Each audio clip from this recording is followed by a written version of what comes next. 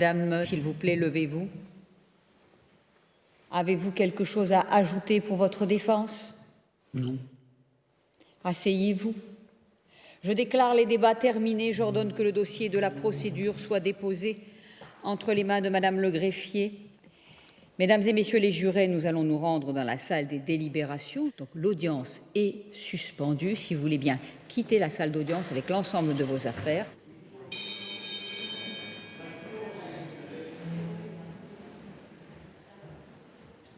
L'audience est reprise. Veuillez vous asseoir.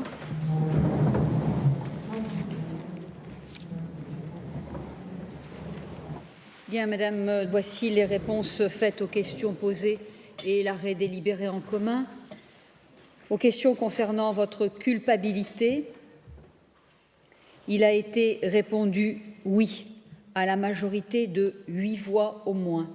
La Cour et le jury, après en avoir délibéré conformément aux dispositions de l'article 362 du Code de procédure pénale, vous condamne à la majorité absolue à la peine de 8 années d'emprisonnement.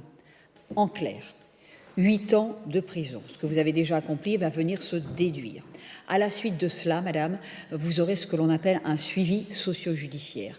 Il y a d'ores et déjà ce que l'on appelle une injonction de soins. La Cour et les jurés vous invitent à respecter cette injonction de soins. Pourquoi? Parce que si vous la respectez, outre les crédits de peine, si vous vous comportez correctement, seront accordés par le juge d'application des peines. Mais il pourrait y avoir ce que l'on appelle des crédits de peine supplémentaires. D'accord ? Enfin, en application des dispositions des articles 378 à 80 du Code civil, toujours la Cour, seule sans l'assistance du jury, prononce le retrait total de l'autorité parentale de votre part, donc sur l'audience pénale est levée, l'audience civile va débuter dans quelques instants. Le visionnage de l'audition en garde à vue de l'accusé, le témoignage à la barre du bébé devenu adolescente, la première rencontre entre l'enfant et sa mère dans le box sont des instants d'audience marquants. Alors, pour les commenter avec moi, 2 invités. Jean-Louis Périès, vous avez récemment quitté la magistrature après avoir présidé pendant 10 mois le procès d'Yves Vétrez lié aux attentats de Paris en 2015. Vous avez été juge d'instruction précédemment. Hubert Delarue, avocat, ancien bâtonnier au barreau d'Amiens. Vous êtes intervenu dans de nombreux dossiers. Parlons entre autres de celui d'Outreau, l'un des plus emblématiques. Première question, j'évoquais à l'instant cette extrême tension, la dramaturgie qui règne à l'audience. Est-ce que c'est aussi du fait de la position de l'accusé que tout accable et qui est sur une position un peu difficile, on va dire? Disons que d'emblée, la cour d'assises est consacrée à des affaires, aux affaires les plus graves.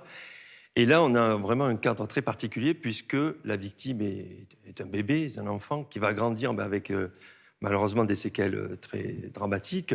Et ce qui rajoute déjà à cette dramaturgie, c'est que l'accusée est la propre mère de cet enfant. Donc déjà, on a tous les ingrédients pour rehausser cette dramaturgie. Alors c'est vrai que aussi, quand on voit le déroulé du procès, on s'aperçoit que la position de l'accusé est difficilement tenable et que du coup, ça peut procurer un certain agacement, entre guillemets, et peut-être que tous ces éléments-là vont jouer pour qu'il y ait cette tension. C'est ce que vous appelez, Hubert Delarue, souvent... La cour d'assises, c'est la justice de l'émotion, c'est la justice de la tension. Alors, c'est compliqué, cette affaire, parce qu'au fond, c'est ce que nous appelons, nous, la religion de l'aveu. En réalité, cette femme va contester dans un premier temps, et puis pendant 13 ans, elle va expliquer que ça n'est pas elle, qu'elle n'a rien fait, que c'est peut-être son concubin, que c'est peut-être une tierce personne, qu'elle était partie faire des courses. Bon,